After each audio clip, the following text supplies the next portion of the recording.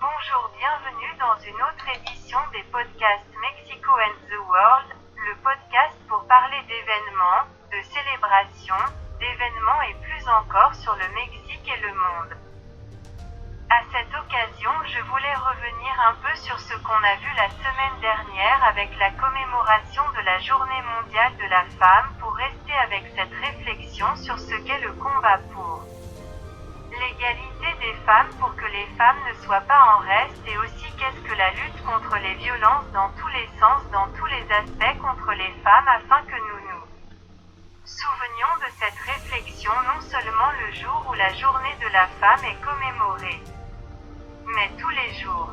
Très bien. Maintenant, nous allons prendre les thèmes de cette semaine. Le 11 est la journée européenne des victimes du terrorisme. Cela nous rappelle un peu en ce moment ce qui se passe en Ukraine, car beaucoup pourraient considérer et avoir ce sentiment que ce qui est c'est un peu du terrorisme. Nous allons voir ce qui se passe historiquement avec cela et nous espérons que cela a pour le bien de l'Ukraine et aussi pour ce qui affecte le monde dans ce sens, que cela sera bientôt résolu. La même chose se produit également ici au Mexique en ce qui concerne ce qui se passe avec la violence vécue avec le terrorisme au Mexique avec le trafic de drogue. La violence vécue par les civils et les journalistes, bref, nous espérons également que les choses se régleront bientôt favorablement. Maintenant, le 12.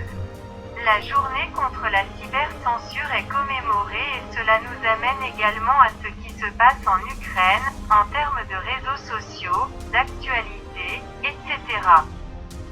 Et vous pouvez également nous rappeler un peu sur la cybercensure, ce qui se passe également au Mexique, qu'il y ait ou non censure et liberté d'expression ici au Mexique, nous devons y réfléchir.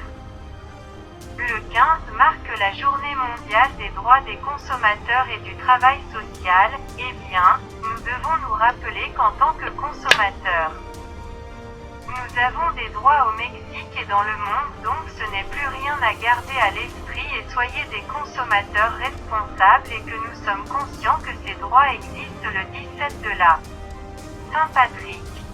Comment savez-vous que c'est une fête irlandaise que grâce à cela les Irlandais qui sont partout dans le monde se sont répandus, pour ainsi dire, dans le monde entier et le Mexique ne fait pas exception.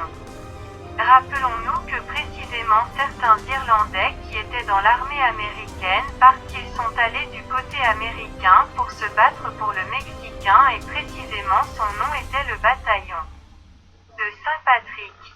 Cela s'est produit lors de l'invasion américaine entre 1846 et 1848.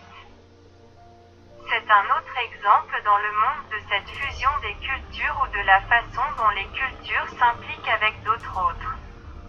C'est tout pour cette édition, mais comme toujours, nous voulons vous rappeler que vous pouvez nous contacter via nos réseaux sociaux et vous pouvez nous faire part de vos commentaires sur les sujets dont vous souhaitez que nous parlions sur nos réseaux sociaux.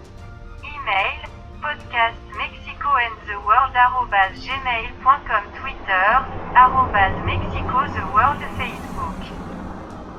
Podcast Mexico and the World, canal de YouTube Mexico and the World. Merci de nous avoir écoutés et au plaisir de vous revoir dans notre prochaine édition. Merci, bye.